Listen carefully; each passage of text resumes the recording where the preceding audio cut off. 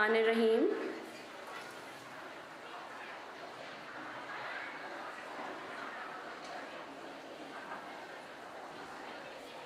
अब हमारे जलसा सालाना के मस्तूरात के प्रोग्राम का आगाज़ होता है। तिलावत कुरान करीम रिजवाना शम्स साहिबा।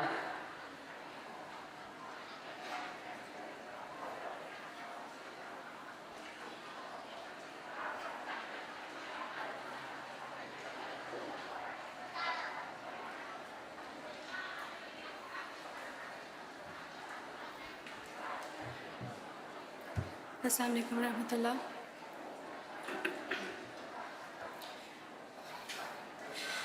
अऊज़ु बिल्लाहि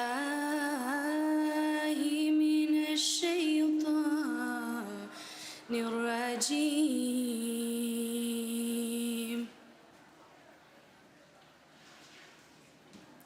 बिस्मिल्लाहिर्रहमानिर्रहीम।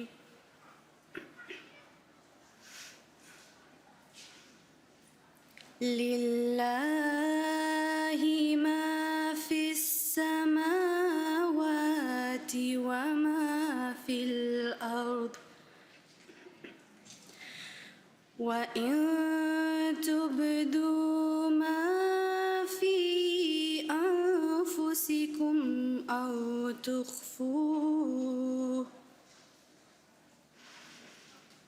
أو تخفوه يحاسبكم به الله فيغفر لمن يشاء ويعذب من يشاء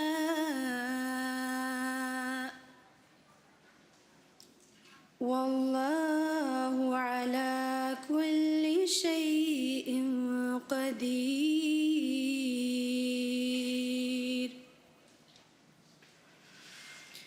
آمن الرسول بما أنزل إليه من ربه والمؤمنون كل آمن بالله وملائكته وكتبه ورسله لا نفرق بين أحد من رسله وقالوا سمعنا وأطعنا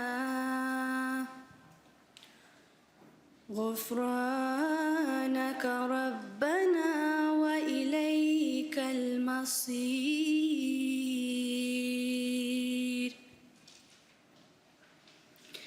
لا يكلف الله نفسا إلا وسعها لها ما كسبت وعليها ما اكتسبت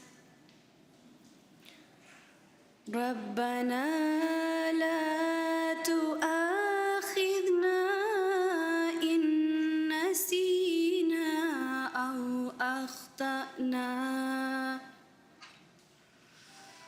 ربنا ولا تحمل علينا إصرا كما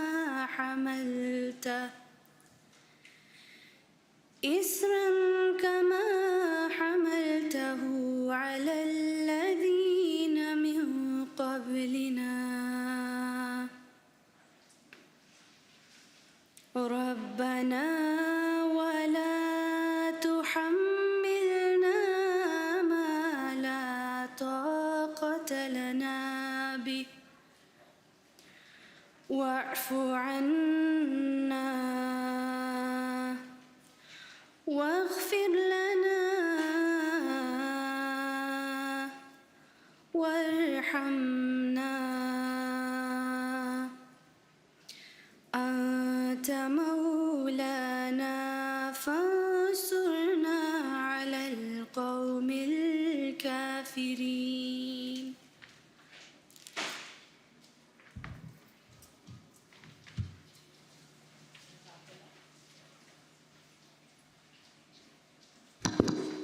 جزاک اللہ. اردو ترجمہ مکرمہ امت الودود چیمہ صاحبہ. السلام علیکم. سورۃ البقرہ آیات 285 تا 287. اردو ترجمہ بیان فرمودہ حضرت خلیفۃ المسیح الرابع رحمہ اللہ تعالی. میں پناہ مانگتی ہوں اللہ تعالیٰ کی شیطان مردود سے، اللہ کے نام کے ساتھ جو بے انتہا رحم کرنے والا، بن مانگے دینے والا اور بار بار رحم کرنے والا ہے.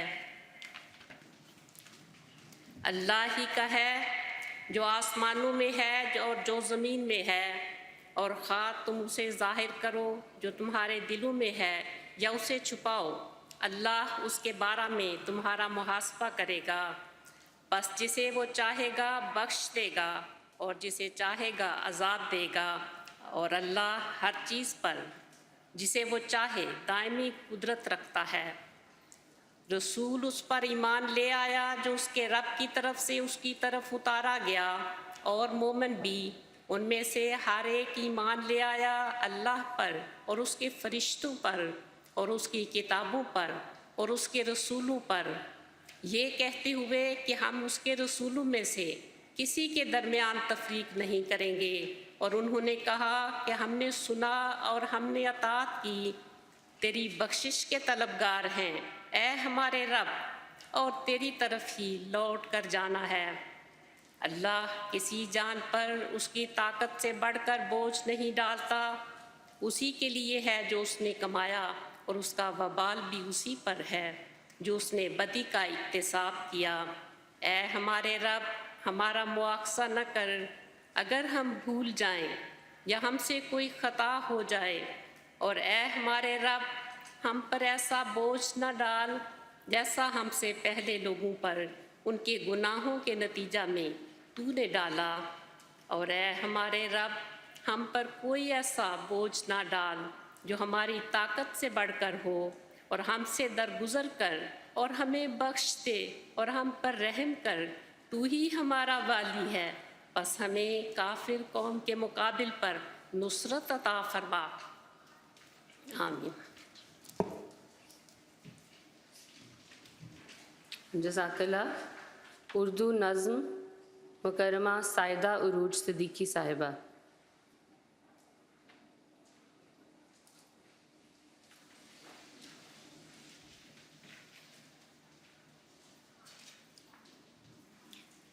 السلام علیکم ورحمۃ اللہ. پاکیزہ منظوم کلام حضرت مسیح موعود علیہ السلام.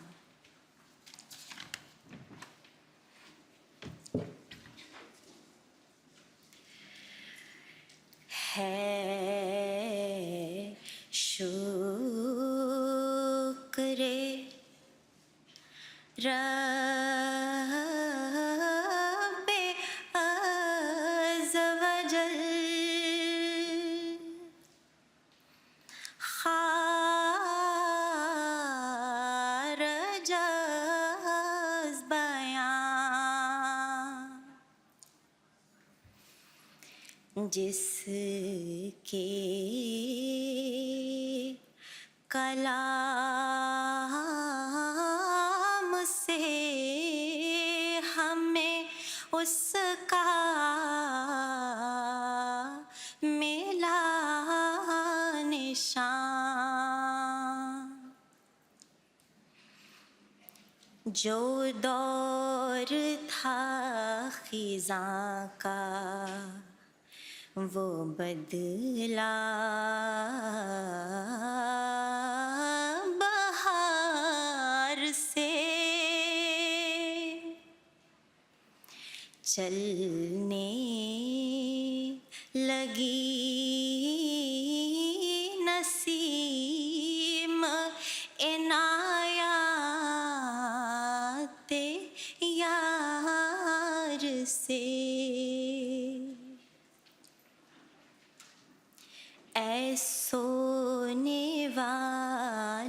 جاگو کہ وقت بہار ہے، اب دیکھو آ کے در پہ ہمارے وہ یار ہے، ایک قطرہ اس کے فضل نے دریا بنا دیا، میں خاک تھا اسی نے سریا بنا دیا،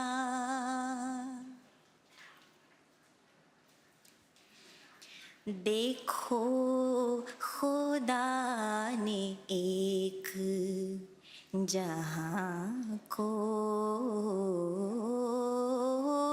جھوکا دیا، گمنام پا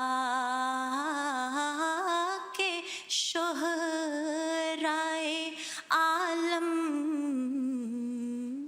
بنا دیا، جو کچھ میری مراد تھی سب کچھ دیکھا دیا، میں ایک غریب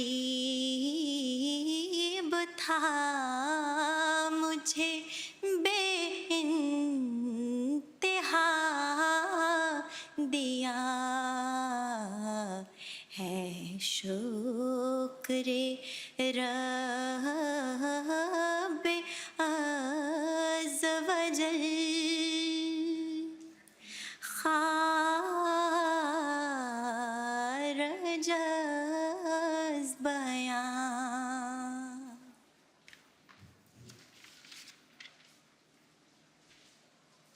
جزاک اللہ۔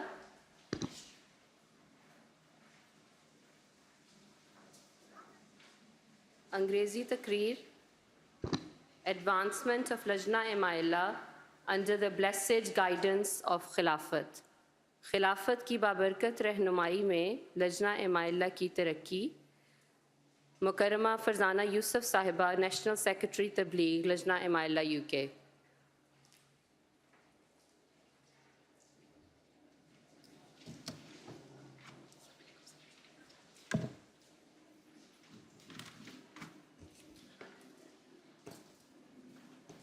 السلام علیکم۔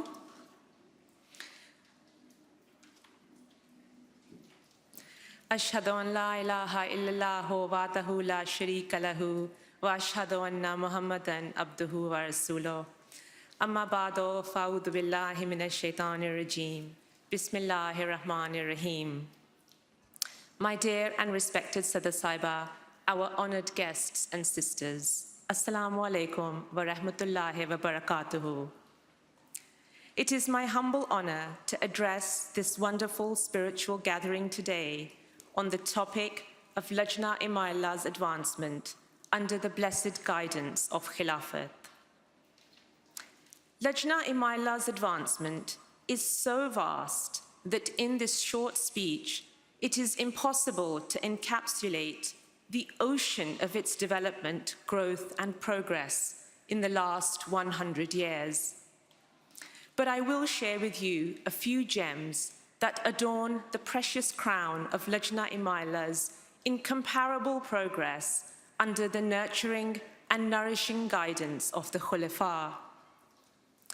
We cannot truly appreciate the extent of Lajna Imaila's advancement without recognizing the challenges for many women who have not been able to avail the blessed guidance of Khilafat. Women's advancement in society has been a live topic of discussion in the media for decades. Not a week goes by without a story about women's struggle for their rights.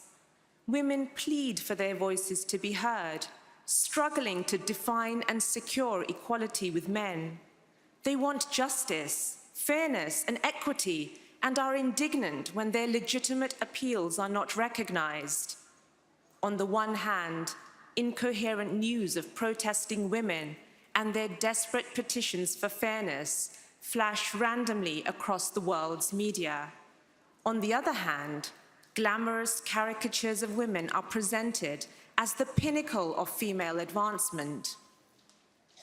The fake feminism presented to women looks luxurious, lush, and lavish, but a scratch at the superficial surface reveals that the truth for many women is very far from any of those things.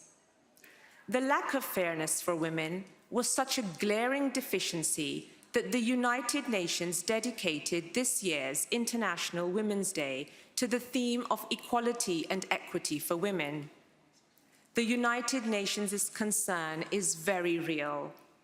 Outside of Islam Ahmadiyyat, women are still struggling for spiritual, moral, intellectual, and economic advancement. But Islam has advanced women by enlightening, liberating, and freeing them from the shackles of society, restoring their true honor and sanctity.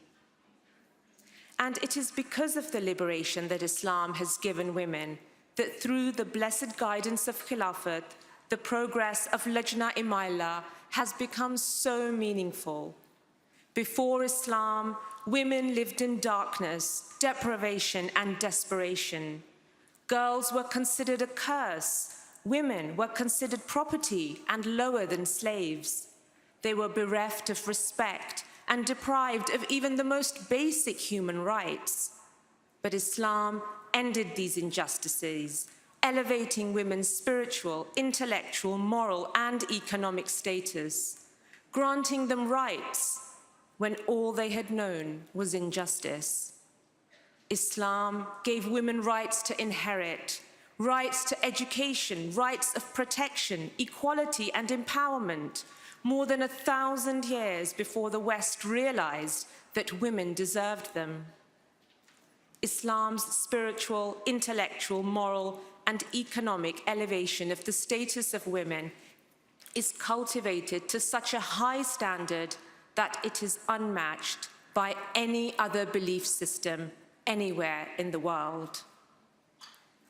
Testimony to the status of women in Islam can be found in the peerless historical accounts of inspiring women themselves, whose place in Islamic history demonstrates the high value accorded to women in Islam. The very first person to accept Islam was a woman, the Holy Prophet, peace and blessings of Allah be upon him's wife, Hazrat Khadija, may Allah be pleased with her, who holds such a high spiritual status that she is known as the mother of believers. The Holy Prophet, peace and blessings of Allah be upon him, himself said that half of the religion of Islam could be learned from the horizon of the ladies, Hazrat Aisha, may Allah be pleased with her, who had a very high intellect, so much so that she had related thousands of hadiths and is known to have taught Islam to both Muslim men and women. The first martyr was Hazrat Salma Asma, may Allah be pleased with her, who played a significant role in educating and training Muslim women. She was such an outstanding orator that she is known as Khatibatun Nisa, the best of female speakers. The truth is that Islam has offered women a glorious gown of greatness. They need only choose to wear it. Islam has delivered a perfect panacea for women, and Khilafat is the conduit for its manifestation. Without Khilafat and the revival of Islamic practice, the advancement of Ahmadi Muslim women and Lajna-e-Maila was quite simply inconceivable. Lajna are striving towards the pinnacle of female advancement because due to the guidance and Lajna's obedience to the Khalifa of the time, Lajna do not need to scramble in darkness to unearth the solutions that Islam had already blessed the world with. Hazrat Mirza Bashiruddin Mahmud Ahmad, Khalifatul Masih II, may Allah be pleased with him, offered a beautiful illumination. He said, I advise you that no matter how wise and intellectual you may be, you will not be able to benefit religion by following your own tactics and intellects, unless your faculties and plans are subordinate to Khilafat. Unless you follow the Imam, you cannot get the help and support of Allah Almighty. Obedience to Khilafat has been both the base and the brow of Lajna's advancement. The perceptive acumen of Hazrat Khalifatul Masih II, may Allah be pleased with him, was without parallel. It was because of him that Lajna in the 1920s and beyond were to experience a transformative moment which would set Ahmadi Muslim women on a path of exponential progress. Encouraged by his wife, Hazrat Amtul Hay, may Allah be pleased with her, on 25th December 1922, Hazrat Mirza Bashiruddin Mahmud Ahmad, may Allah be pleased with him, established Lajna-e-Maila with its first 14 members. 17 profoundly insightful aims and objectives followed, encompassing unity, reformation, ethics, morality, and the essential duty to raise children. From then on, Lajna-e-Maila would forever be dedicated to Islam. In 1922, the idea that a global women's movement dedicated to their spiritual, moral, educational, and social advancement could be established in the humble Indian village of Qadian was not just beyond imagination, it was divinely inspired. For Hazrat Khalifatul Masih II, may Allah be pleased with him, the progress of Islam was fundamentally linked with the advancement of women. Addressing the ladies at Jalsa Salana in Qadian 1922, he said, "Women's progress leads to the progress of the religion. Remember that no religion can progress until and unless its women progress. For Islam to progress, it is important that you progress. Women are like two walls in the four walls of a room. If two walls of a room were to fall, would the ceiling of that room remain intact? No, absolutely not." His inspiring words were unequivocal. Women's role, value, and importance in propagating the beautiful teachings of Islam was critical. How beautifully has Hazrat Khalifatul Masih II, may Allah be pleased with him, described the importance and status of Lajna. As its gleaming allure radiated from country to country, it became increasingly clear that within Lajna's delicate female hand lay a strength so profound that women would go on to play a pivotal role in the revival and renaissance of Islam. Lajna-e-Maila's marathon had begun. Through obedience to Khilafat, Lajna-e-Maila would become a flower that would bloom spiritually, intellectually, economically, and socially. The first priority was Lajna-e-Maila's spiritual advancement.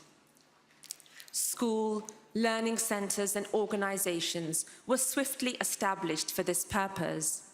Hazrat Khalifatul Masih II, may Allah be pleased with him, inaugurated an outstanding learning center in Qadian for the education and training of older girls and women. The Madrasatul Khawateen, meaning the school for women, was dedicated to spreading religious education amongst women, with classes often taught by Hazrat Khalifatul Masih II, may Allah be pleased with him, himself. Diniyat classes were established with extensive knowledge offered to girls in the study of the Holy Quran, Hadith, Fiqh, history, accounts of Islam, and the books of the promised Messiah, peace be on him, along with training on how to deliver speeches. In 1945, Hazrat Khalifatul Masih II established Nasratul Ahmadiyya under the Central Lajna Imaillah Qadian. This was so that girls could be trained in religious knowledge from a young age, when children absorb and learn faster, and when moral training is most critical. When Hazrat Khalifatul Masih II, may Allah be pleased with him, encouraged the right of representation of women in National Majlis-e-Shura, it was because women were essential to the advancement of Islam. No stone was left unturned in the support and facilities offered to Lajna for their spiritual advancement. Pivotal to this was learning and understanding the most perfect book, the Holy Quran. The Holy Prophet of Islam, Prophet Muhammad, peace and blessings of Allah be upon him, said, "The best of you are those who learn the Quran and teach it." Since the establishment of Lajna Imaillah, successive Khulafa have impressed upon Lajna the importance of understanding the Holy Quran and have created innumerable opportunities for its learning.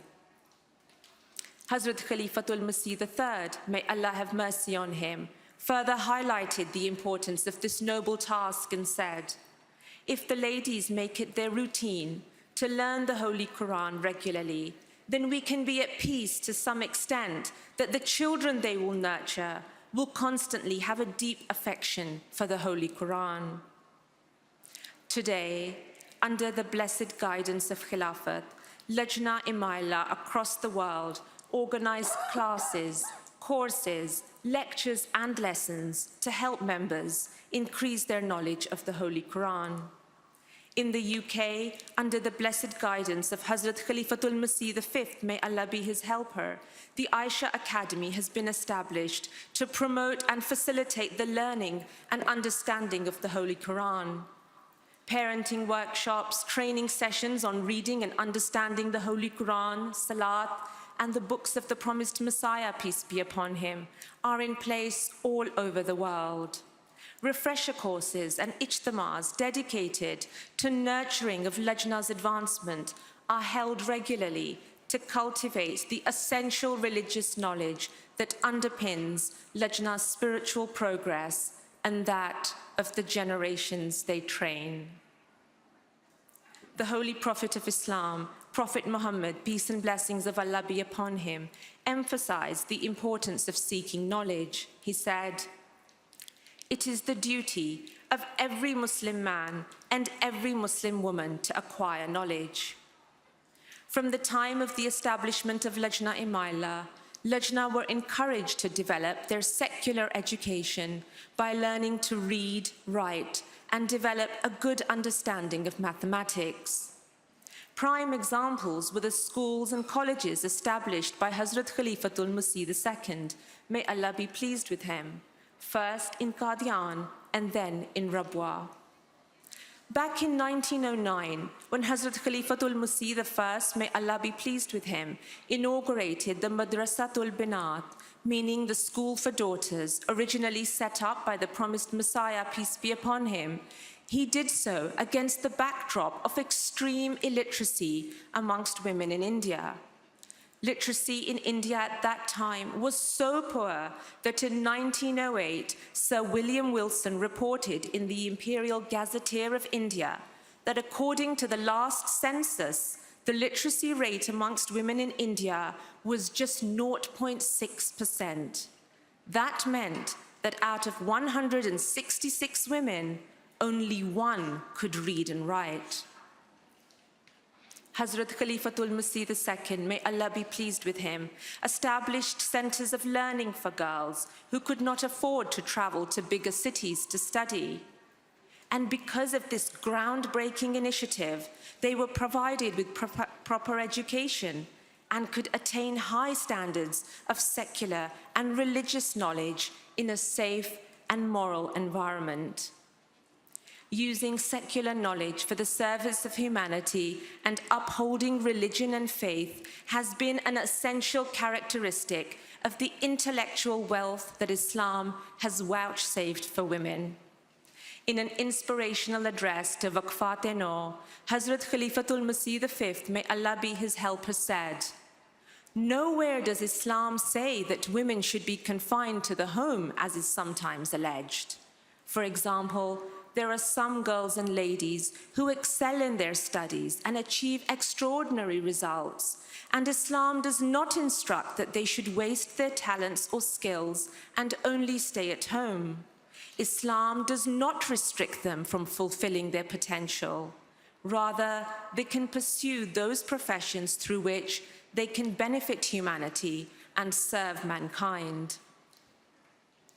Today, Ahmadi Muslim women are the doctors you may see in your surgeries, the teachers who may teach your children, the lawyers who stand for human values, the business people who create jobs and pay taxes, the journalists who speak the truth. Hazur Anwar's unequivocal guidance and encouragement gives Lajna-e-Maila the confidence to view their modesty as empowerment and their emancipation. And because of that, Lajna-e-Maila can confidently serve their faith and serve their communities. The promised Messiah, peace be upon him, said, "There are only two complete parts of faith. One is to love God, and the other is to love mankind to such a degree that you consider the suffering and the trials and tribulations of others as your own." Ahmadi Muslim women volunteer to serve in Jamaat schools and hospitals, including those established by Hazrat Mirza Nasir Ahmad, Khalifatul Masih III, may Allah have mercy on him, in his pioneering Nusrat Jahan scheme, through which hospitals, clinics and schools to support those in deprived communities were built. In an hour and a half from now, a long stream of girls will be recognized at this very Jalsa in the presence of Hazrat Khalifatul Masih V, may Allah be his helper, for demonstrating exceptionally high academic achievement. Many will go on to serve in Jamaat schools and hospitals, becoming an essential part of the cycle of humanitarian service that is intrinsic to Islam. One blessing of the significant spiritual and intellectual advancement of Lajna under the guidance of Khilafat is Lajna-e-Maila's economic progress. Under the guidance of Khilafat, industrial schools were established to facilitate Lajna-e-Maila's economic advancement. They inspired girls to learn crafts and other skills so that they could develop expertise in trade and industry, generating income for themselves, so that they did not need to ask for handouts for their upkeep. The wisdom of Khilafat has been the catalyst for the proliferation of Lajna-e-Maila's trade and industry departments across the world, epitomizing the economic and professional advancement of Ahmadi Muslim women. It has also enabled them to make financial sacrifices for the sake of Allah. Lajna were able to contribute financially to the construction of the Fazl Mosque in the UK in 1926, the Mubarak Mosque in Holland, and the Nusrat Jahan Mosque in Denmark. In 2003, when Hazrat Khalifatul Masih IV, may Allah have mercy on him, launched the Maryam Shadi Fund to give financial help to help girls in poor families for their marriage, Lajna exemplified the spirit of sacrifice and service, making significant contributions to this noble scheme. The financial sacrifices of Lajna and the depth of the dedication and devotion through which these are made has continued to grow because of Khilafat's enduring pearls of wisdom. Today, on the occasion of its 100-year centenary, Lajna-e-Maila are raising funds for the construction of a maternity hospital in Sierra Leone, a hospital which will inshallah be served by Lajna doctors. Alhamdulillah, with the guidance and prayers of the Khulafa, Lajna-e-Maila has become a powerful voice in the defense of women in Islam. based on the all-encompassing guidance of Hazur Anwar, Lajna utilize social media platforms. They produce and host programs on Muslim television Ahmadiyya, and through faith-inspired contributions on the Voice of Islam digital radio station, they become the torchbearers for women, illuminating the true teachings of Islam. The annual Lajna Imaillah Peace Symposium in the UK, inspired by Hazrat Khalifatul Masih V, may Allah be his helper, is now attended by hundreds of women from across society. From baronesses in the House of Lords to academics from world-renowned universities, from women of other faiths to leaders in industry. The symposiums create harmony, cultivate cohesion, and promote peace. Under the blessed guidance of Khilafat, Lajna Imaillah are encouraged to be educated, but also independent, to dress modestly and protect their sanctity, but participate fully in society, to be professionals who support humanity, but who also serve their faith, to thrive outside the shadow of men as responsible daughters, wives, and mothers. Lajna Imaillah is proud to proclaim that we are that community of female servants of Allah, which is unparalleled in its determination to propagate and defend Islam. It is an organization so blessed that through it, Ahmadi Muslim women can travel the road to righteousness. Generations of Lajna have solicited the prayers of the Khulafa, and it is Allah's merciful and beneficent acceptance of those prayers which has honored Lajna Imaillah with its immeasurable advancement, a droplet of which I have mentioned today. Khilafat is a resplendent beacon of hope that offers Lajna Imaillah a cloak of security and a treasure trove of divinely inspired guidance in an otherwise wandering and muddled world. Khilafat has inspired Lajna Imaillah to pray more, to learn more, to do more, to become more. The prodigious task before Lajna Imaillah is nothing less than to raise the standards of the future generations. They are the nation builders.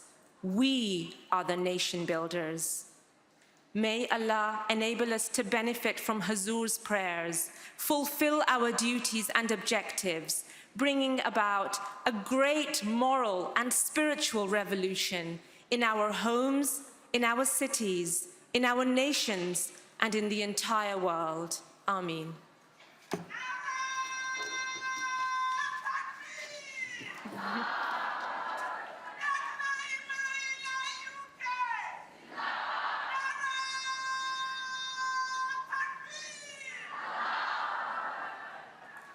जज़ाकल्लाह। उर्दू तकरीर माशरे में अमन पैदा करने में अहमदी ख़वातीन का किरदार, मुकर्रमा शर्मीन भट्ट साहिबा, मुआवना सदर बराए press and media Lajna Imaillah UK।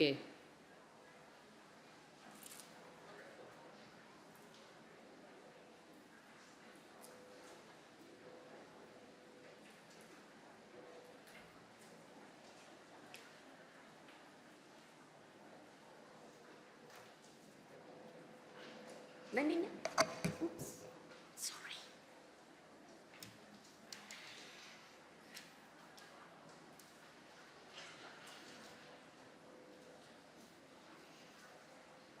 أعوذ بالله من الشيطان الرجيم بسم الله الرحمن الرحيم هو الله الذي لا إله إلا هو الملك القدوس السلام المؤمن المهيمن العزيز الجبار المتكبر سبحان الله عما يشركون। तर्जमा, वही अल्लाह है जिसके सिवा और कोई माबूद नहीं। वो बादशाह है, पाक है, सलाम है, अमन देने वाला है, निगहबान है, कामिल गलबे वाला है, टूटे काम बनाने वाला है اور کبریائی والا ہے۔ پاک ہے اللہ اس سے جو وہ شرک کرتے ہیں۔ اس سے پہلے کہ میں معاشرے میں امن پیدا کرنے کے موضوع پر کچھ کہنے کی کوشش کروں، میں سمجھتی ہوں ایک لمحے کے لیے غور کیا جائے کہ ایک احمدی مسلمان کے لیے امن کا اصل مفہوم کیا ہے۔ حضرت خلیفۃ المسیح الخامس ایدہ اللہ تعالی بن نصرہ العزیز نے اپنے خطبہ جمعہ فرمودہ 6 جولائی 2007 میں جو آیت میں نے ابھی پڑھی ہے اس کی وضاحت میں فرمایا، جیسا کہ اس آیت سے ظاہر ہے اللہ تعالیٰ کا ایک نام مومن ہے۔ جو ترجمہ میں نے پڑھا ہے اس میں مومن کے معنی امن دینے والے کے کیے گئے ہیں۔ بس ہر شخص کا انفرادی امن بھی اور معاشرے کا امن بھی اور دنیا کا امن بھی اس ذات سے وابستہ رہنے سے ہے جو امن دینے والی ذات ہے، جس کا ایک صفاتی نام جیسے آپ نے سنا المومن ہے۔ بس اس نام سے فیض بھی وہی پائے گا جو اللہ تعالیٰ کے حکم سبقت اللہ کہ اللہ کے رنگ میں رنگین ہو پر عمل کرنے کی کوشش کرے گا۔ تو حضور کے اس ارشاد سے واضح ہوا کہ اللہ تعالیٰ اپنی صفت مومن کے تحت امن دینے والا ہے اور حقیقی امن اس کی ذات سے ہی وابستہ ہے۔ حضور نے اپنے اس خطبہ میں دعائیہ رنگ میں مزید فرمایا کہ ہر احمدی اپنی ذات میں بھی اور اپنے معاشرے میں بھی اللہ تعالیٰ کی صفت مومن کا حقیقی پرتاؤ نظر آئے۔ کیونکہ جو عنوان مجھے دیا گیا ہے وہ معاشرے کے امن کے بارے میں ہے، اور امن کی حقیقت کے بعد جب معاشرے کی تعریف پر سوچا تو میرا خیال حضور اقدس ایدہ اللہ تعالیٰ بن نصرہ العزیز کے ایک نہایت لطیف اقتباس کی طرف گیا۔ حضور اقدس فرماتے ہیں، معاشرے کی بنیادی اکائی مرد اور عورت ہیں، جو گو مختلف صنف سے ان کا تعلق ہے، لیکن میاں بیوی کے رشتے میں منسلک ہونے کے بعد ایک اکائی بن جاتے ہیں۔ حضور نے فرمایا کہ اگر اس اکائی میں تقوی نہ ہو تو پھر آئندہ نسل کے تقوی کی بھی ضمانت نہیں، اور معاشرے کے اعلیٰ اخلاق اور تقوی کی بھی ضمانت نہیں، کیونکہ 1 سے 2 اور 2 سے 4 بن کے ہی معاشرہ بنتا ہے۔ حضور نے یہ بھی فرمایا کہ حضرت مسیح موعود علیہ السلام نے فرمایا ہے کہ تقوی سلامتی کا تعویذ ہے۔ الحمدللہ یہ میری خوش قسمتی ہے کہ خلافت کے فیض سے جو حضور اقدس کے صرف یہ 2 اقتباسات اس موضوع پر کچھ کہنے کے لیے میرے لیے مشعل راہ بن گئے۔ امن کا منبع اللہ تعالیٰ کی ذات ہے اور معاشرے کی بنیادی اکائی میاں اور بیوی ہیں۔ چنانچہ معاشرے میں امن پیدا کرنے کا آغاز ایک پرامن گھر سے ہوتا ہے، اور گھر کی روایتی ذمہ داری عورت کی ہے، اور میرا عنوان معاشرتی امن کے پیدا کرنے میں بالخصوص احمدی خواتین کے کردار سے ہے۔ اسی طرح معاشرے کے امن کی تشکیل میں فرد کے اہم کردار کا ذکر حضرت خلیفۃ المسیح الرابع رحمہ اللہ نے فرد کے اعلیٰ اخلاق کے حوالے سے کیا ہے۔ وہ اوصاف جن کی تعلیم اسلام دیتا ہے، اور ان میں سے کچھ اوصاف بیان بھی فرمائے، جن میں مسابقت فی الخیرات، عائزہ و اقربا کا سے محبت، خدمت خلق، رضائے باری تعالیٰ کا حصول، لوگوں کے دکھ درد سے ہمیشہ باخبر رہنا، اور محبت و شفقت کا وسیع دائرہ شامل ہیں۔ اسلام کی خوبصورت تعلیمات جو بے شک ایک پرامن معاشرے کی تشکیل کو نہ صرف فروغ دیتی ہیں بلکہ ایسے معاشرے کی ضامن ہیں، اور جن تعلیمات کو دنیا بھول گئی تھی اور جن کی حضرت مسیح موعود علیہ السلام نے تجدید فرما کر دنیا کو اور اپنی جماعت کو انتھک نصائح کیں، ان تعلیمات نے یقیناً पिछले 134 सालों में अहमदी ख़वातीन की पुरअमन माशरा बनाने की काविशों में रहनुमाई की है। लजना होने के नाते हम ऐसी बेशुमार अहमदी ख़वातीन को जानते हैं जो दिलो जान से माशरे को पुरअमन बनाने की कोशिश में भरपूर किरदार अदा करती हैं। इनफरादी तौर पर भी, बेटी, बहन, माँ, बीवी, सास और बहू की हैसियत से भी, एक लजना मेंबर की हैसियत से भी और एक शहरी की हैसियत से भी इस्लाम के खूबसूरत असूलों पर अमल करते हुए वो ये किरदार अदा करती हैं। खुशकिस्मत हैं हम अहमदी औरतें कि पुरअमन माशरे की तश्कील के मरहलों से गुज़रने के लिए हमारे पास इस्लामी तालीम और इब्तिदाई इस्लाम की ख़वातीन की ताबिंदा मिसालों के साथ साथ दौर हाज़िर यानी 20वीं सदी की एक दरख्शां मिसाल भी मौजूद है, जिनकी ज़िंदगी का हर पहलू, हर उन्सर इनफरादी हैसियत से, बीवी और माँ होने के नाते से और जिस ज़ाविये से देखा जाए अपनी मिसाल आप है और हमारी रहनुमाई करता है। आज मुझे माशरे में अमन पैदा करने में अहमदी ख़वातीन के किरदार का ज़िक्र करना है, तो लाजिम है कि ज़िक्र हो हज़रत सैयदा नुसरत जहाँ बेगम साहिबा रज़ी अल्लाह अन्हा का, ज़ौजा मोहतरमा हज़रत मसीह माऊद अलैहिस्सलाम, जिन्हें हम अहमदी हज़रत अम्मा जान कहते हैं। जो अज़ीमुश्शान किरदार हज़रत अम्मा जान रज़ी अल्लाह अन्हा ने अपनी मिसाली शख्सियत के ज़रिए घरों में, माशरे में अमन पैदा करने में अदा किया, वो अहमदी ख़वातीन के लिए एक लाया अमल बन गया और ज़रूरी है कि इसका ज़िक्र होता रहे ताकि हमारी नस्लें इस लाया अमल को जारी रखने की कोशिश को बरकरार रखें।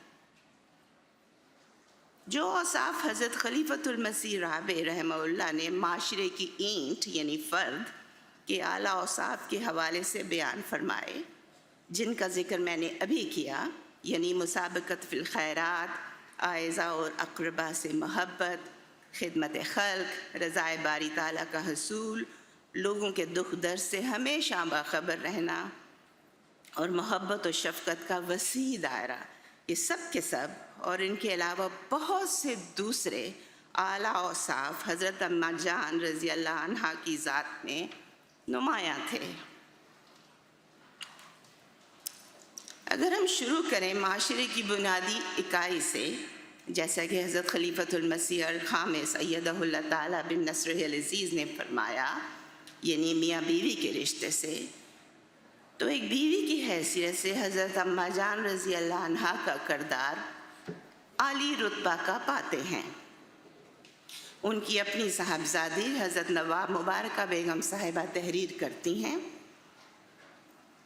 हज़रत अम्मा जान का वजूद भी इस ज़माने की मस्तूरात के लिए अल्लाह ताला ने एक नमूना बनाकर अपने मुरसल हज़रत मसीह माऊद अलैहिस्सलाम और महदी माऊद अलैहिस्सलाम के लिए रफ़ीक़ हयात मुंतखब फरमाकर भेजा था और आपकी तमाम हयात, आपकी ज़िंदगी का हर पहलू इस पर रोशन शहादत देता रहा है और दे रहा है और हमेशा तारीख़ अहमदियत में महरे दरख्शां की मानंद चमक दिखलाकर शहादत देता रहेगा। आप नेक इस्मत माब और ताबियादार बेटी रहें, बेहतरीन रफ़ीक इशारों पर चलने वाली, सच्चे दिल से ईमान लाने वाली और अपने आली शान शोहर की आशिक बीवी रहें। अगर हर माँ घर की फ़ज़ा को पुरअमन बनाए तो ये बात माशरे पर किस कदर मुस्बत तौर पर असरअंदाज होती है। हज़रत नवाब मुबारका बेगम साहिबा अपनी वालिदा मोहतरमा का एक माँ की हैसियत से ज़िक्र खैर करते हुए लिखती हैं, आप बेहतरीन माँ थीं, आपका पुरअज़ मोहब्बत सीना साफ़ी नाजुक तरीन मादराना जज्बात का हामिल था। इतना प्यार और इतना ख्याल आखिर ज़ईफ़ी की उम्र तक शायद ही किसी माँ से औलाद को मिला होगा। आपने ये भी लिखा, मुझे आपका सख्ती करना कभी याद नहीं, फिर भी आपका एक ख़ास रोब था और हम बनिस्बत आपके हज़रत मसीह माऊद अलैहिस्सलाम से दुनिया के आम कायदे से ख़िलाफ़ बहुत ज़्यादा बेतकल्लुफ़ थे। और मुझे याद है कि हज़ूर अक़दस अलैहिस्सलाम के वालिदा साहिबा की बेहद मोहब्बत और कदर करने की वजह से आपकी कदर मेरे दिल में भी बढ़ा करती थी। आप बावजूद इसके कि इंतहाई खातिरदारी और नाज बर्दारी आपकी हज़रत अक़दस को मलहूज़ रहती, कभी हज़ूर अलैहिस्सलाम के मर्तबे को ना भूलती थीं। बेतकल्लुफ़ी में भी आप पर पुख्ता ईमान और इस वजूद मुबारक की पहचान आपके हर अंदाज़ व कलाम से तरशो थी, जो मुझे आज तक खूब याद है। हज़रत अम्मा जान रज़ी अल्लाह अन्हा की ज़ात में लोगों के दुख दर्द से हमेशा बाखबर रहना और मोहब्बत और शफ़क़त का वसी दायरा बेहद नुमायाँ और साफ़ थे, और इनकी बरकत से आपने एक मसाली माशरा बनाने में अज़ीम किरदार अदा किया। इस पर रोशनी डालते हुए हज़रत नवाब मुबारका बेगम साहिबा लिखती हैं, कुल अहमदिया जमात से आपकी सच्ची मादराना मोहब्बत भी एक खसूसियत से काबिल ज़िक्र चीज़ है। आपको खुदा ने यूं ही माँ नहीं बनाया, बल्कि मैं देखती हूँ कि एक माँ की तड़प भी हर फर्द के लिए आपके दिल में बेहद रखी दी है। हर छोटे बड़े की खुशी और तकलीफ़ में बदिल शरीक होती थीं। जब तक ताकत रही, यानी ज़माना करीब हिजरत तक, जब बाहर जाती अक्सर घरों में मिलने जाती। हज़रत मसीह माऊद अलैहिस्सलाम के ज़माने से आपका यही अमल था। मुझे कई वाक़यात याद हैं कि किसी के घर बच्चा पैदा हुआ और आप बराबर उनकी तकलीफ़ के वक्त में ज़च्चा के पास रही हैं, और यही तरीक़ बाद में जब तक हिम्मत रही जारी था। ख़ास चीज़ जो पकवाती बहुत खुली और ज़रूर सब में तक़सीम करती। हज़रत मसीह माऊद अलैहिस्सलाम के ज़माने में चूँकि लोग कम थे, तो सबको घरों से बुलवा कर अक्सर साथ ही खिलवाया करती थीं। खैरात कसरत से फरमाती थीं। गुरबा को खाना खिलाना आपको बेहद पसंद था। हज़रत मसीह माऊद अलैहिस्सलाम की पसंद की चीज़ तो ज़रूर खिलाया करती थीं। हज़रत नवाब मुबारका बेगम साहिबा ने यह भी लिखा, आपने यतीम पाले और नहायत प्यार मोहब्बत से पाले। जिन लड़कियों को परवरिश किया, उनके हर मौका पर हकीकी वालदैन की मानंद उनकी खुशियाँ पूरी की। भाइयों की दिलो जान से चाहने वाली बहन और उनके दुख दर्द में शरीक रहीं। तमाम मैके और ससुराल के अजीज़ों से जैसा भी वक्त था, सख़े दर मैं हर तरह नेक सलूक किया। ज़ाहिर और खुफिया आयज़ा की हर सूरत अमदाद पर कमर बस्ता रहीं। नेक काम में सबकत ले जाने और जल्द से जल्द हिस्सा लेने की आपको तड़प और खुशी होती थी। इस ज़माने में एक पुरअमन माशरे की तश्कील में आला किरदार अदा करने की इससे बेहतर मिसाल किसी और अहमदी औरत की ज़िंदगी से मिल ही नहीं सकती। हज़रत अम्मा जान रज़ी अल्लाह अन्हा के उस उसवा को अहमदी ख़वातीन ने अपनी ज़िंदगियों में ज़ाती तौर पर भी और मिन हैसुल जमात भी अपनाने की हमेशा कोशिश की है। और यहाँ इस असना में लजना इमाल्ला ने एक तंजीम की हैसियत से जो किरदार अदा किया है और कर रही है, اس کا ذکر بھی ضروری ہے۔ ہم سب جانتی ہیں کہ یہ سال ہماری لجنہ مائلہ کے لیے بے حد اہمیت کا حامل ہے کہ اس سال الحمدللہ لجنہ کے قیام کو 100 سال پورے ہو گئے ہیں۔ یہ حضرت خلیفۃ المسیح ثانی المسلم موعود رضی اللہ عنہ کی عظیم و شان دور اندیشی اور بصیرت تھی کہ آج سے 100 سال پہلے جب یہاں انگلستان میں، جو اس وقت دنیا کی بہت بڑی طاقت تھی اور آدھی دنیا پر راج کر رہی تھی، تو یہاں عورتیں اپنے حقوق کے لیے سڑکوں پر نکل آئی تھیں، اور ادھر ہندوستان میں ایک چھوٹی سی بستی قادیان میں حقوق نسواں کے ایک محسن اور علم بردار نے احمدی عورتوں کو ایک تنظیم عطا کی اور ان کی کایا پلٹ دی، یعنی لجنہ مائلہ۔ لجنہ کی تنظیم اسلامی اصولوں پر رکھی گئی تاکہ احمدی عورتیں تعلیمی، ذہنی، فکری اور عملی ترقی کریں۔ یہ ایک زبردست احسان تھا ہم سب پر۔ قادیان میں 14 ممبرات سے شروع ہونے والی وہ تنظیم جلد ہی ایک بین الاقوامی تنظیم بن گئی۔ 100 سالہ سنگ میل کے اس تاریخی موقع پر لجنہ مائلہ کے آغاز کے مختصر ذکر کا میرے اس مضمون سے گہرا تعلق ہے۔ لجنہ کی تنظیم بنانے سے قبل حضرت خلیفۃ المسیح ثانی رضی اللہ عنہ نے اس کے 17 بنیادی مقاصد بیان فرمائے، جہاں یہ تمام 17 مقاصد اپنی اپنی جگہ بہت اہمیت رکھتے ہیں۔ ان میں سے 2 کا تعلق براہ راست معاشرے میں امن پیدا کرنے سے ہے۔ مقصد نمبر 15 میں بیان فرمایا، چونکہ جماعت کسی خاص گروہ کا نام نہیں، چھوٹے بڑے امیر غریب سب کا نام جماعت ہے، اس لیے ضروری ہے کہ انجمن میں غریب و امیر کی تفریق نہ ہو، بلکہ غریب و امیر دونوں میں محبت اور مساوات پیدا کرنے کی کوشش کی جائے، اور ایک دوسرے کی حقارت اور اپنے آپ کو بڑا سمجھنے کا مادہ دلوں سے دور کیا جائے کہ باوجود مدارج کے فرق کے اصل میں سب مرد بھائی بھائی اور سب عورتیں بہنیں بہنیں ہیں۔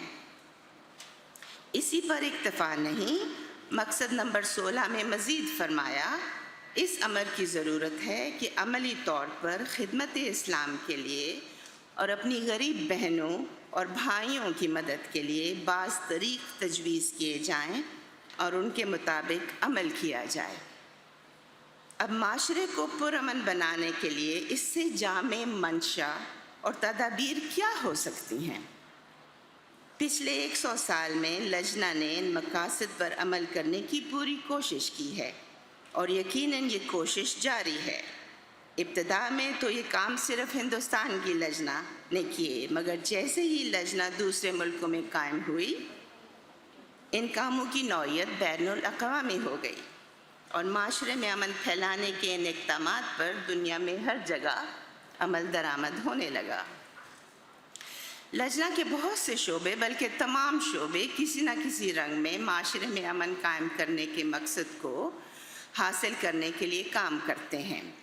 اس کی وجہ یہ ہے کہ اسلام کے وہ اصول جن پر ہمارا دستور اساسی بنا ہے، وہ اصول ہر پر امن کو پیدا کرنے اور برقرار رکھنے پر مبنی ہیں۔ لجنہ کی تنظیم آپس میں پیار، محبت اور مساوات کو اس طرح فروغ دیتی ہے کہ یہ سب ہماری زندگیوں کا حصہ بن گیا ہے، اور یہ ہماری بے حد خوش قسمتی ہے کہ ہم اس خوبصورت نظام میں بندھے ہیں۔ لجنہ کے 2 شعبے جو خاص طور پر اور فعال طور پر معاشرے میں امن اور ہم آہنگی پیدا کرنے اور اسے برقرار رکھنے کے لیے کام کرتے ہیں، وہ ہیں خدمت خلق اور تبلیغ۔ خدمت خلق کا شعبہ معاشرے میں مستحقین کی مدد کرنے کی کوشش کرتا ہے۔ اسلام کی خوبصورت تعلیمات کے مطابق یہ شعبہ دنیا میں جہاں جہاں قائم ہے، بنی نوع انسان کے دکھ درد کو دور کرنے اور نسل، ثقافت اور مسلک سے بالاتر ہو کر معاشرے میں محبت اور ہم آہنگی قائم کرنے کے لیے کوشاں ہے۔ اور اس کے کاموں میں شامل ہونے والی تمام احمدی خواتین جہاں کہیں بھی ہوں اپنے اپنے دائرے میں امن کی فضا پیدا کرنے میں مدد کر رہی ہیں۔ ہم جانتی ہیں کہ شعبہ تبلیغ کا بنیادی مقصد اسلام اور احمدیت کا صحیح پیغام دوسروں تک پہنچانا ہے۔ یہ کام مختلف اقدامات اور تقریبات منعقد کرنے کے ذریعے سے حاصل کیا جاتا ہے، جن میں بین المذاہب سمپوزیم، امن سمپوزیم شامل ہیں۔ چونکہ تبلیغ کے کام کا آغاز ہی دوستی کا ہاتھ بڑھانے سے ہوتا ہے، لہٰذا اس کی نوعیت سراسر ایک پرامن ماحول پیدا کرنے کی داغ بیل ڈالنا ہے۔ اور پھر یہ نکتہ کہ تبلیغ کا پیغام جو کہ حقیقی اسلام کا پیغام ہے، مکمل طور پر امن اور ہم آہنگی پر مبنی ہے، اور ہمارا مقولہ یا موٹو محبت سب کے لیے، نفرت کسی سے نہیں، اس بات کا ضامن ہے کہ لجنہ کا ہر کام کلیتاً معاشرے میں امن پیدا کرنے اور اسے فروغ دینے کا کام ہے، جو احمدی خواتین 100 سال سے سر انجام دینے کی کوشش کر رہی ہیں۔ اس لحاظ سے احمدی خواتین اگر کسی جگہ یا کسی وجہ سے انفرادی طور پر اپنے گھر کے علاوہ امن کی فضا قائم کرنے کی کوشش نہ بھی کر پائیں، تو اللہ کے فضل سے لجنہ کی فعال ممبر ہونے کے ناطے انہیں اس کام میں شامل ہونے کے کئی مواقع ملتے رہیں گے۔ اب وقت کی مناسبت سے آخر میں حضور اقدس ایدہ اللہ تعالیٰ بن نصر العزیز کا ایک اقتباس پیش کرنا چاہوں گی۔ بہت سال ہوئے حضور نے ہمیں یہ بیش قیمتی نصائح اور ہدایات دیں۔ اللہ تعالیٰ فرماتا ہے کہ تم اپنے قریبی رشتہ داروں کا بھی خیال رکھو، ان سے بھی احسان کا سلوک کرو۔ یہ حسن سلوک ہے جس سے تمہارے معاشرے میں صلح اور سلامتی کا قیام ہوگا۔ قریبی رشتہ داروں میں تمام رحمی رشتہ دار ہیں، تمہارے والد کی طرف سے بھی اور تمہاری والدہ کی طرف سے بھی، پھر بھی بیوی کے رحمی رشتہ دار ہیں، پھر خاوند کے رحمی رشتہ دار ہیں۔ دونوں پر یہ ذمہ داری عائد ہوتی ہے کہ ایک دوسرے کے رحمی رشتہ داروں کے حقوق کو ادا کریں، ان کی عزت کریں، ان کا احترام کریں، ان کے لیے نیک جذبات اپنے دل میں پیدا کریں۔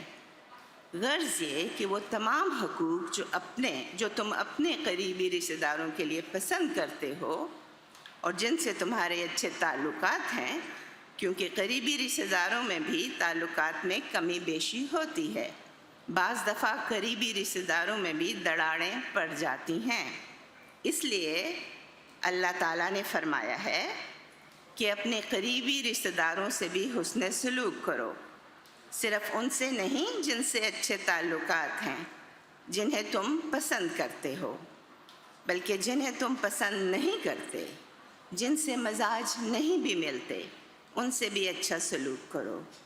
حضور نے مزید فرمایا، یہ سلوک ہے جو امن کے سلامتی کے پیغام کے ساتھ ساتھ سلامتی پھیلانے والا ہوگا۔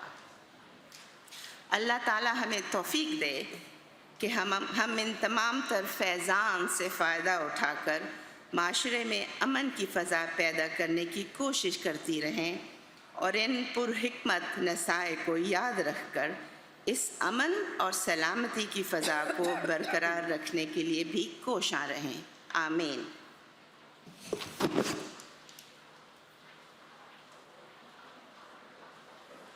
جزاک اللہ۔ اردو نظم مکرمہ رضوانہ شمس صاحبہ۔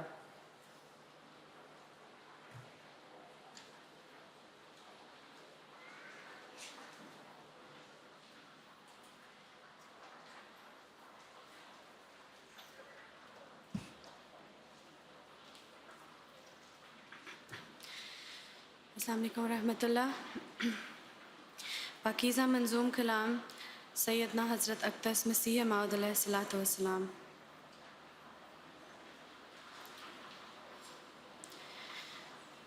کس قدر ظاہر ہے نور اس مبدأ الانوار کا بن رہا ہے سارا عالم، آئینہ ابصار کا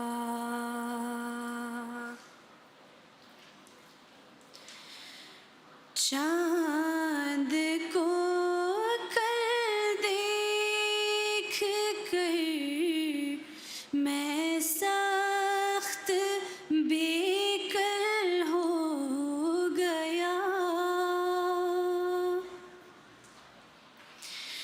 چاند کو کل دیکھ کر میں سخت بے کل ہو گیا،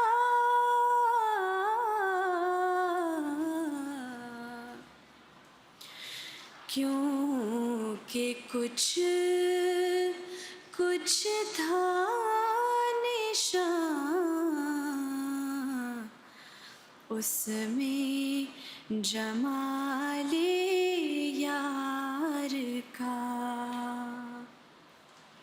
کیونکہ کچھ تھا نشان اس میں جمال یار کا، اس بہار حسن کا دل میں ہمارے جوش ہے، اس بہار حسن کا دل میں ہمارے جوش ہے،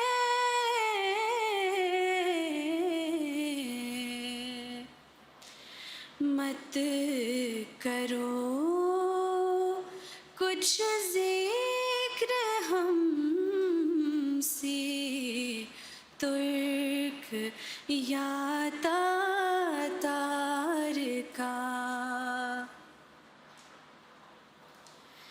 ہے عجب جلوہ تیری قدرت کا پیارے ہر طرف،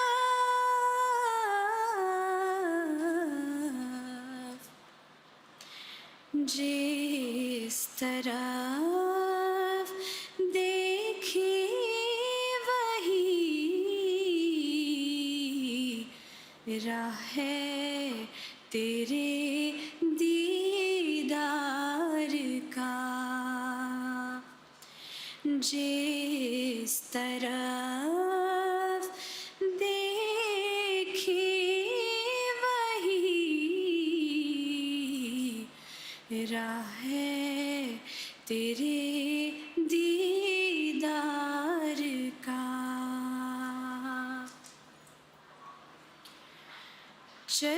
چشمائے خورشید میں موجیں تیری مشہود ہے،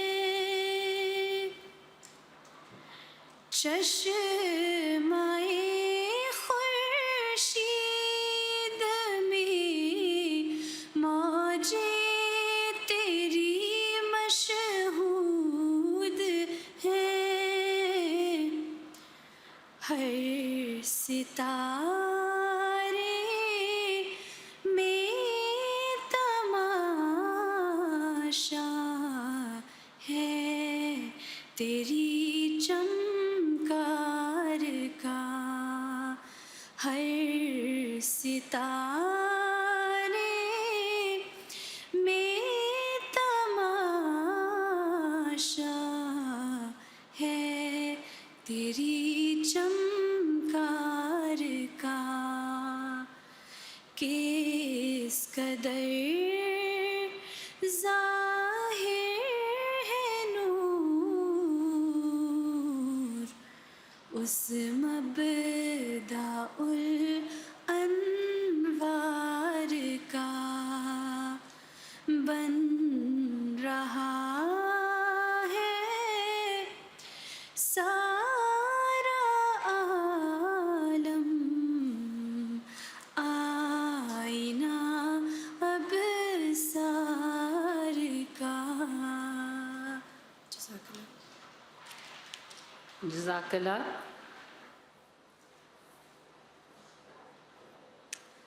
English speech, My Journey to Ahmadiyyat, the True Islam, delivered by Mrs. Qudsiya Ward Sahiba. अब अंग्रेज़ी में एक तकरीर है, अहमदियत यानी हकीकी इस्लाम की तरफ मेरा सफ़र, जो मुकर्रमा कुद्सिया वार्ड साहिबा करेंगी.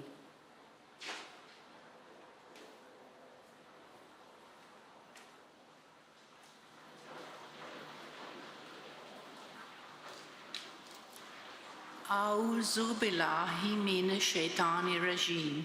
Bismillahir Rahmanir Rahim. I bear witness that there is no God but Allah, and I bear witness that Muhammad is his servant and his messenger. Assalamu alaikum wa rahmatullahi wa barakatuhu, my dear sisters, Sadr Sahaba, guests and friends.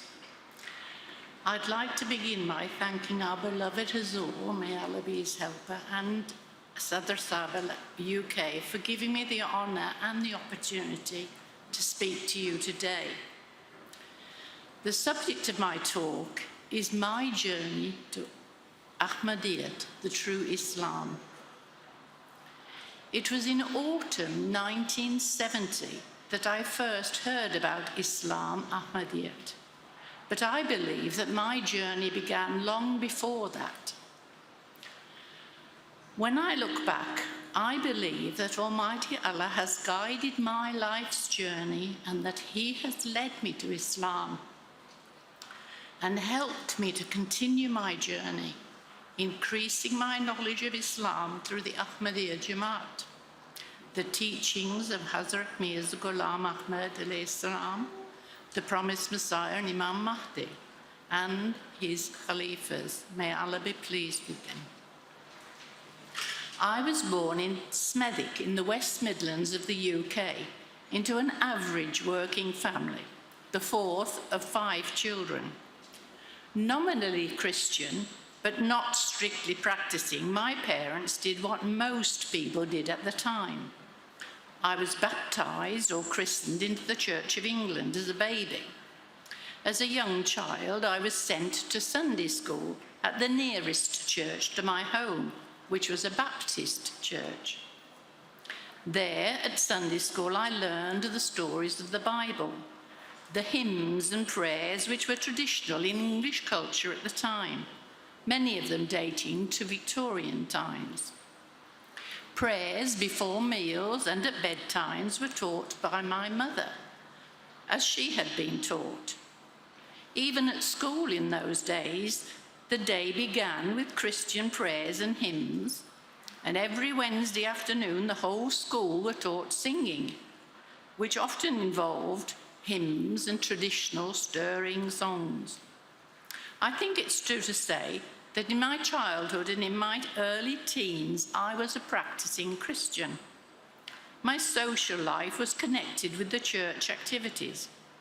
Brownies at the Methodist Church, Girls' Brigade at the Baptist Church, and later the Youth Club.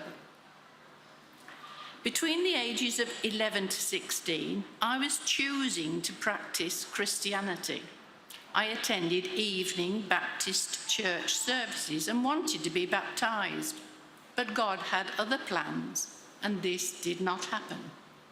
This I see as step 1 of my journey directed by Almighty Allah.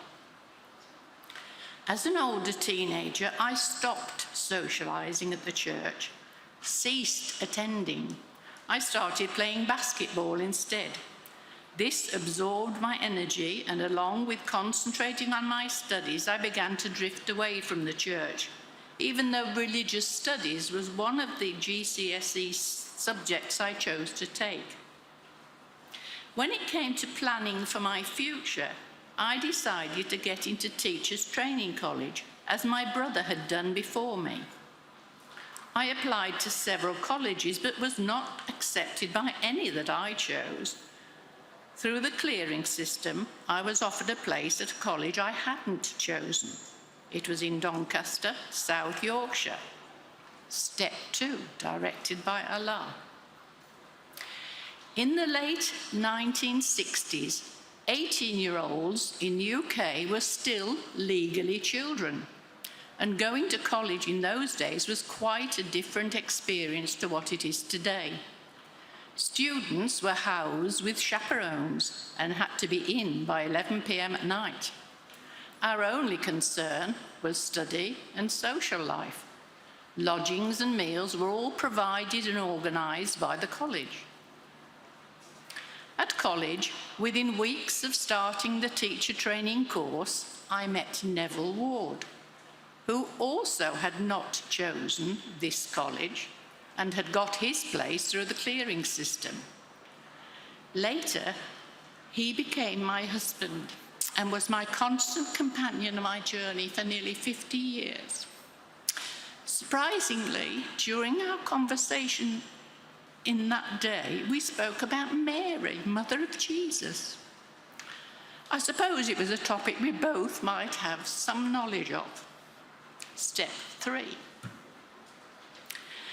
When we completed our training, Neville and I decided to apply for a teaching post near my parents in Birmingham, which annually took on about 100 newly qualified teachers direct from colleges and then placed them in the districts of Birmingham. We were able to indicate that we would like to work in the same area, and so we were both placed in Handsworth, a very multicultural part of Birmingham, even in those days. Step 4. Within a few weeks, Neville introduced me to his teaching colleague, who was also his mentor in the school where he was working, both teaching Year 6. This was Mr. Mathieu Ladard, an Ahmadi Muslim who was, I believe, president of the Birmingham Ahmadi Muslim community at that time. Mr. Dard did tabligh with us in exactly the way the fourth Khalifa, may Allah be pleased with him, taught us to do later on while he was here in the UK. But of course, Neville and I had no idea that was what Mr. Dard was doing. When I look back, I realise how effective this system is. Mr. Dard began by offering Neville and I a lift to my home after work. At first, he refused to accept my invitation to come in for a coffee or a cup of tea, but after several weeks, he finally accepted and came into my home. Step 5. Mr. Dard had already worked out that Neville was interested in history, so starting from discussions about Roman history, the Romans in the Middle East, the conversation soon turned to the story of Jesus and Jesus in the Quran. At this point, I got more actively involved in the conversations because I had studied religious studies both at school and at college, and of course had been a practicing Christian. We both found the new information fascinating, and the conversations went on over many weeks. I could see that Neville was sincerely interested in these ideas. So, as his birthday was approaching in the new year, I asked Mr. Dard if he could get books on these subjects that we were discussing for me to give as a birthday present to Neville. I gave him £10 to buy books, or maybe in those days it was 10 shillings, I forget. This was January 1971. We continued in this way, enjoying discussions over tea after school and reading books. Neville and I learned a bit about the mosque in London, Fazl Mosque, and decided during the next school holidays we'd go to visit the mosque. I clearly remember going via Southfield's tube station, walking through the London streets down to the mosque. At the mosque, there was no one around at all. This was long before any security guards, security huts or offices were there. Just a quiet London street with the mosque behind the railings and no one in sight. At first, Neville and I were too timid to open the gate and go inside, so we turned to go back to the station. As we walked along the path by the railings, we recovered our courage. After all, that's what we came for. Turned back, went inside to the door and rang the bell. A very polite and pleasant young man opened the door and learned why we were there and invited us in.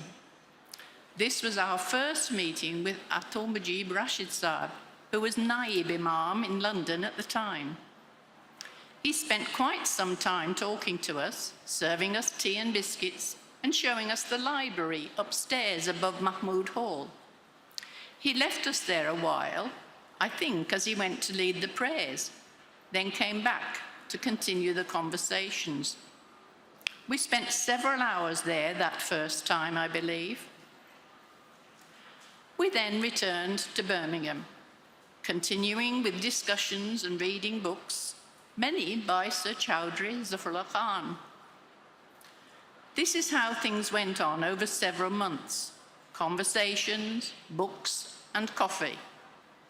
Eventually, I got to a point where I thought, this all makes sense. It explains many things, makes religion relevant and connected, and it connected both science and religious history in a new way that was totally logical. It even explained the reason why there are so many different religions practiced around the world. I decided that there was only one way to be 100% confident, and that was to ask God himself. I knew from my Christian background that Jesus had taught, ask and it shall be given, seek and ye shall find. So I decided to ask. At this point, we had not met any other members of the community, so I decided to ask the one who knows. I clearly remember standing with a book in my hand, trying to pray in the Islamic way. But my main intention, and what I did say to God was, this all looks good to me, but you are the one who knows. You are the one who can tell me if this is right. Please tell me if this is right. I knew from Christianity and from many recent conversations that God will answer prayers if you ask him, perhaps for up to 40 days. So that was my intention. What I know now, but I didn't know then, was in my own way. I was doing istikhara prayer. Even before the 40 days were up, I got an answer to my prayers. I became certain that this Islam Ahmadiyya is the right path. I cannot say that I had dreams or visions or any outer form of answer, but I can say, and I do say with absolute certainty, that I got my reassurance from God. What is also certain, and I believe forms part of the answer to that prayer, is that for over 50 years I have always been certain, no doubt, that the fact that Islam Ahmadiyya is the right religion has ever troubled me. I will not say I have always been obedient, servant, submissive in the best degree, but I can say that certainty has never left me, and that is what I asked for. As it was now coming to the end of our first year as teachers and the long summer holidays approached, I knew that our conversations may come to an end. So I asked Mr. Dodd, what do we do now? We accept these teachings. Is there something we should do? It was only then that he mentioned joining the Ahmadiyya Muslim community and doing bayat. So in July 1971, we officially became members of the Ahmadiyya Muslim community and began to meet other members who lived in Birmingham. Prominent among them was Dr. Nazir Ahmed and his German wife, Juliana Koopman, who was always known to me as Auntie Khadija. When our bayat was received, I was given the name of Waliya Qudsiya by the third Khalifa, may Allah be pleased with him, and my husband was given the name of Nasr Wasim. I have been Qudsiya ever since. Later, during those summer holidays, we travelled to Leeds, my husband's hometown, and now we were braver. We went to the door of the then president of the Leeds Jamaat and introduced ourselves. Of course, we were welcomed with open arms and open hearts, and so our introduction to the wider Jamaat began. At this point, my husband and I were not yet married. We returned from visiting his family and began to plan for our wedding. We were legally married in a civil ceremony on the Thursday, the 21st of October 1971, which I now know was the first day of Ramadan. This was witnessed by a small family group and by Dr. Nazir and Auntie Khadija. On Saturday, the 23rd of October, we went down to London and our nikah was announced at Fazl Mosque. Bashwa Sahib was Imam who performed our nikah ceremony. Atul Mujib Rashid Sahib and Aziz Deen were witnesses. Having no family members who were Muslims, we knew nothing about Islamic marriages, so we took advice from Rashid Sahib. He suggested that it is usual to share sweets and some food items when celebrating a marriage. So again, £10 was handed over. Because it was Ramadan, the food was not shared until after sunset. Unknown to me, Mrs. Salam, the Sadr Lajna UK at the time, had asked newly married members of the local Lajna to come to the mosque to join us. I know that there are some of you who were newly married in those days who are still here with me today. I remember Mrs. Salam being quite horrified to see me wearing all white, a British custom for brides, but a Pakistani custom for widows. She persuaded me to swap my white dupatta for a red one. And this was my first lesson in the cultural differences between communities and in Islamic practice. I was surprised and amazed at the wonderful spread of food that Rashid Sahib and Mrs. Salam had prepared from the £10 we gave.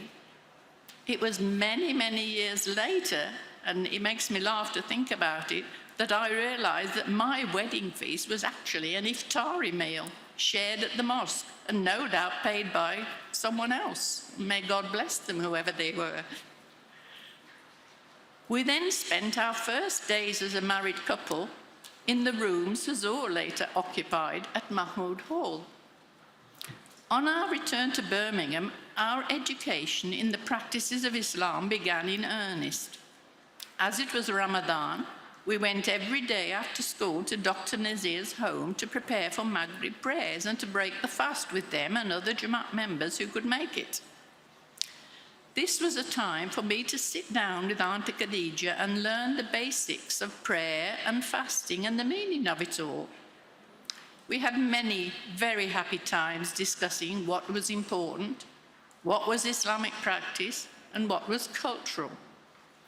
This was a friendship that lasted for many years, and Auntie Khadija was with me at many significant points in my life and the life of my children. When I look back over my 50-plus years, I have always been able to see the path of Islam. I know that at times I have travelled on that path swiftly, securely. At times I have sat by the roadside and watched others pass me by advancing ahead of me. Even, I must confess, I may have turned on the path for a time, been travelling the wrong way, but never, ever have I lost the path or been not aware that it is there waiting for me. By the grace of Allah, my journey continued, and I have had the blessings of being part of several different parts of the Jamaat around the UK, in the Middle East, and in France. I have had the honour and the blessings of personally meeting 3 Khalifas, of visiting Qadian and Rabwa. I have learnt so much from the different people I have met, hearing their stories, sharing their experience of relationships with Almighty Allah and the Jamaat, and all my faith is strengthened. I have witnessed the arrival of Khilafat in the UK and seen the blessings this brought to the UK Jamaat, like all of you, watched the progress of many branches of the Jamaat through the leadership of Khilafat. This blessing for me has brought home to me the greater understanding of Khilafat, something I did not have in my early days. Although my journey may have begun with books, it is Khilafat with its living leadership, Hazur's emphasis on prayers and personal relationship with Allah Almighty, the Holy Quran, and the books of the promised Messiah ﷺ that really reach into your heart and soul and lift you to take the steps of the journey. These I only understand in translation, and I pray that all-powerful Allah will bless all those who work at translating the books and Hazur's words. Through them, I can feel the wealth of wisdom and knowledge still there for me to discover, as I do every time I read them. The journey never ends, and these are the guidebooks you need. A big part of the journey is due to the people you meet, the things you learn, and the experiences you have which reinforce your faith. By the grace of Allah, I have met many individuals of the community who have strengthened my faith. I have had the good fortune to move among different Jamaats, and at each one I have learned something new, heard faith-inspiring stories of other members, and experienced their prayers and my own, heard and answered. I have joined Jamaats overseas for a time, as many of you have, and wherever I have been, gained something from the wonderful, wise structure of the Ahmadiyya Jamaat. The more you learn, experience, and understand the wisdom and support of God in the way He blesses this Jamaat, the stronger your faith becomes. I have not been a person who experiences true dreams or special revelation, but I have seen through thousands of small and apparently insignificant things how Allah protects, helps, and guides those who trust Him and who try to obey Him. He hears our prayers and responds. Islam is for our protection, and Allah seeks to help us. If you sincerely believe in Allah and turn to Him, He does respond, and that response is never ending.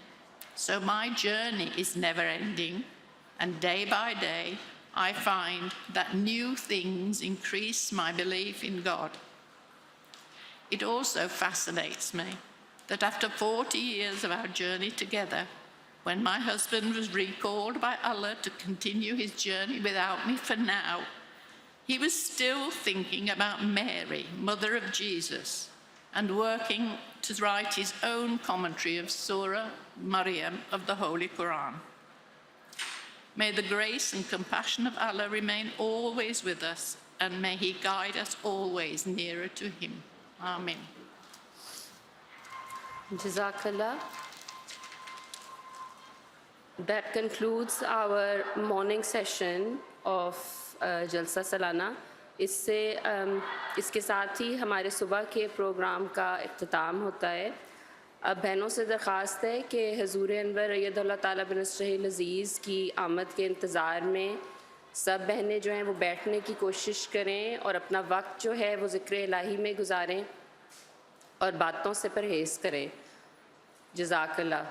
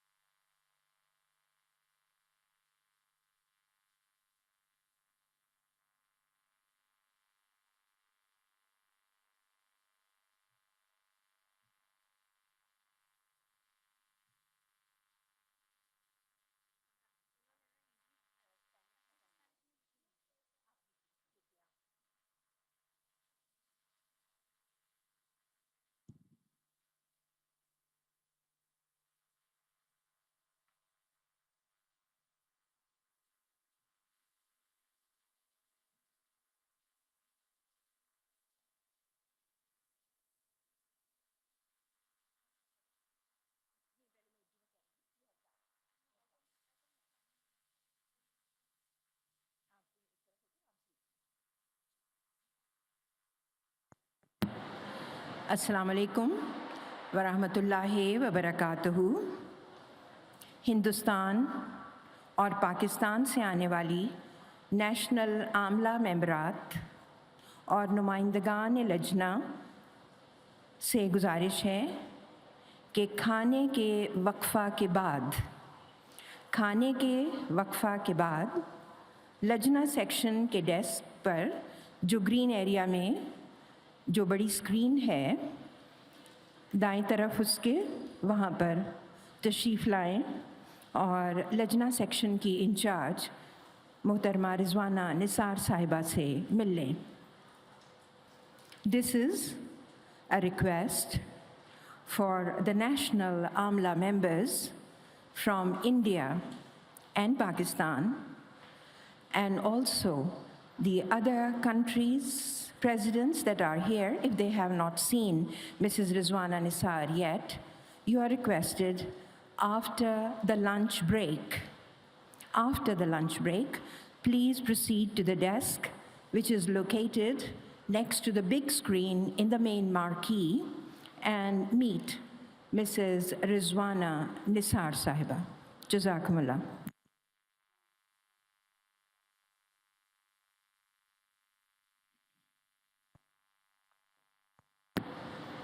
You are requested to please observe your parda. Men need to come in to look after some equipment. बहनों की खिदमत में गुजारिश है कि अपना पर्दा दुरुस्त कर लें। कुछ मर्दों को यहाँ मार्की में आने की ज़रूरत है। यहाँ किसी काम से कुछ मर्द आएंगे इक्विपमेंट को देखने के लिए। आप अपना पर्दा दुरुस्त कर लें।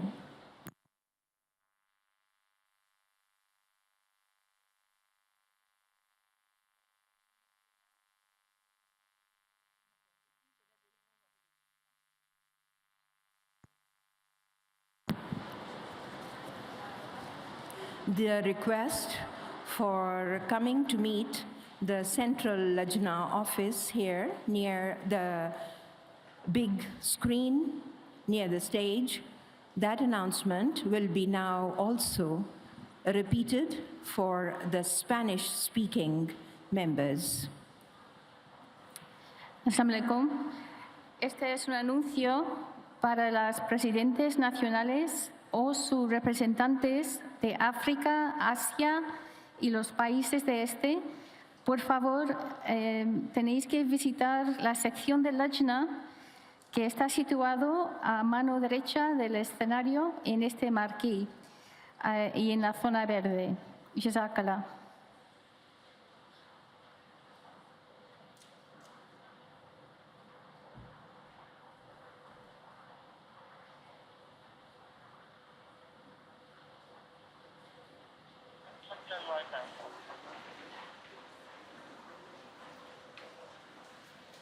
One, two, test 1, 2, 3, 1, 2, 3, 4, test 1, 2, 3, 4, 5.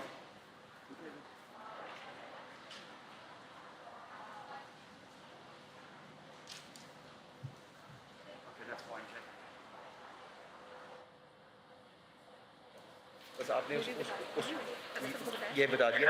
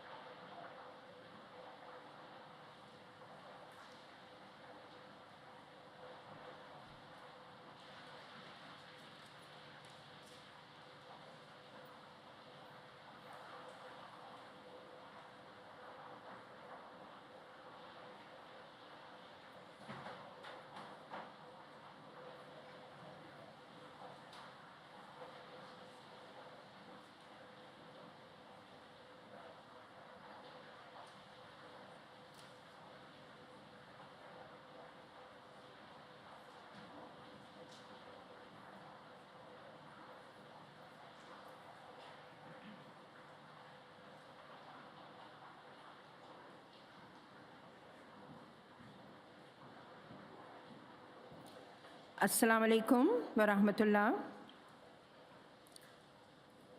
The exhibition will be open for Lajna today after the session during the lunch hour and also tomorrow during the lunch hour. 1, 2, test 1, 2, And 3, to go 4. to the Lajna exhibition, there will be the team that will help you, and that is situated near the main entrance. जिन बहनों ने exhibition देखना हो वो आज खाने के वक्फे के बाद आज खाने के वक्फे के दौरान और कल भी खाने के वक्फे के दौरान नुमाइश को देखने जा सकती हैं। एग्जिबिशन टीम मेन दरवाज़े के जो दाखिली दरवाज़े हैं वहाँ पर उनको लेकर जाने के लिए मौजूद होंगी। खाने के वक्फे के दौरान आप एग्जिबिशन देखने के लिए जा सकती हैं।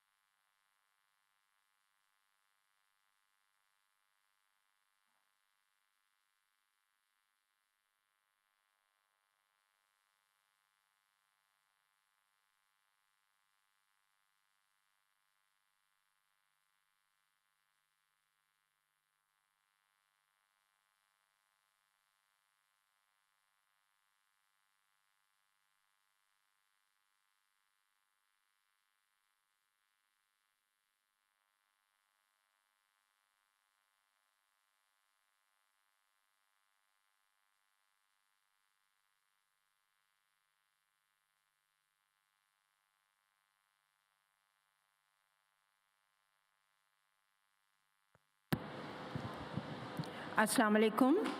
There is a clarification with regards to the exhibition. The exhibition which is being held on the men's side. For that, those ladies who are interested, they can go in the lunch hour today and lunch hour tomorrow. But Lajna is holding an exhibition of the centenary of Lajna, and that is located on the Lajna side, and that will be open during lunch hour and also after the end of today's session until Maghrib and Isha prayers.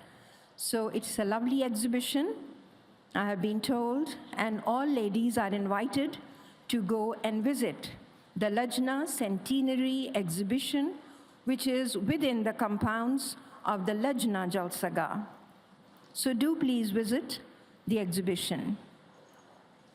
लजना ने लजना की 100 साला तारीख़ के बारे में एक नुमाइश लगाई है जो बहुत अहम नुमाइश है और वो आज भी और कल भी खाने के वक्फे के दौरान खुली रहेगी और आज वो जब आज के खिताबात ख़त्म हो जाएंगे तो मग़रिब इशा की नमाज़ों के वक्त तक वो नुमाइश खुली रहेगी। बहनें जाकर उसे ज़रूर देख लें। जज़ाकुमुल्लाह।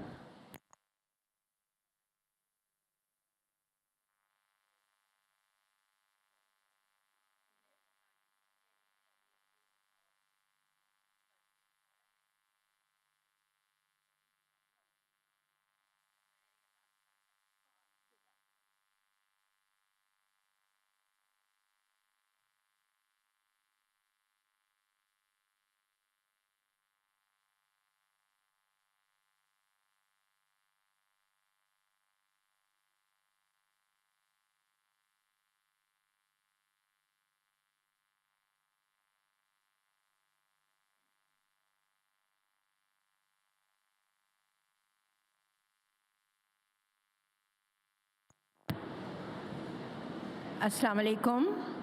Could all ladies please check their mobile phones?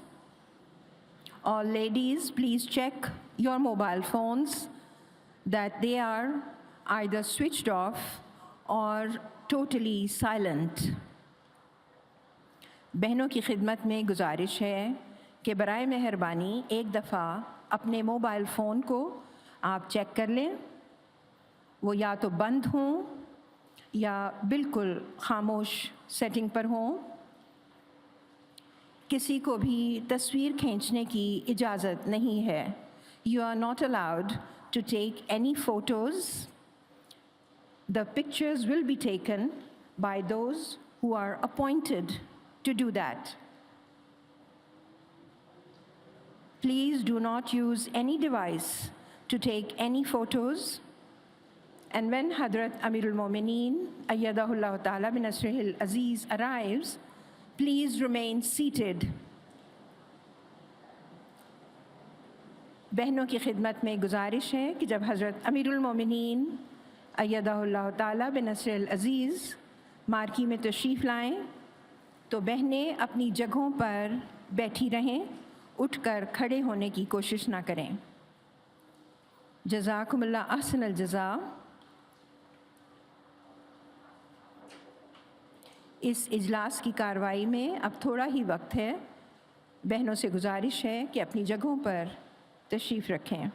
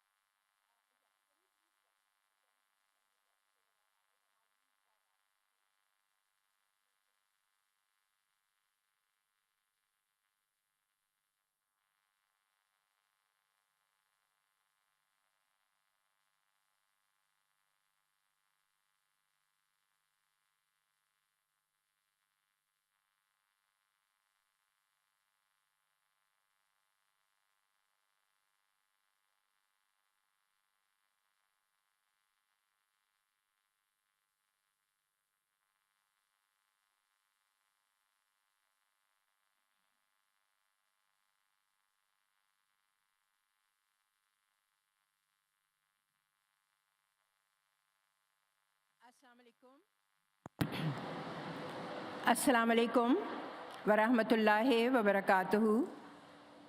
Can I please request that we have absolute silence?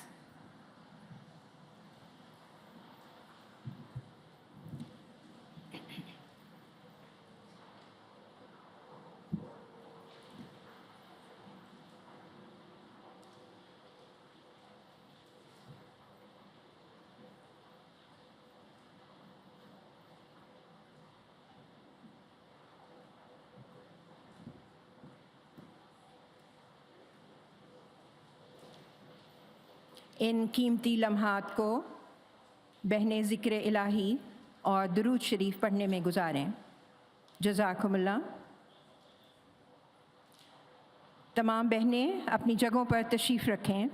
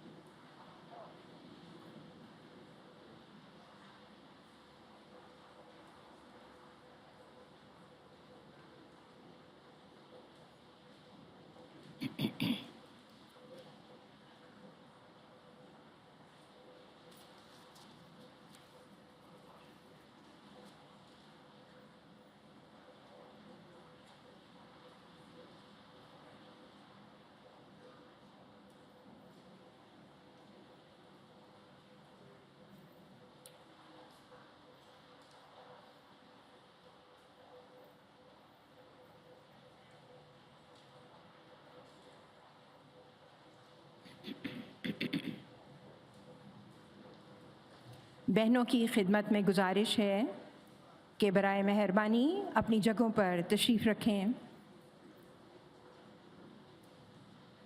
I request all ladies to please settle down. We can see quite a bit of movement in the marquee. Ladies, you are requested to please settle down. Jazakumullah ahsanal jaza.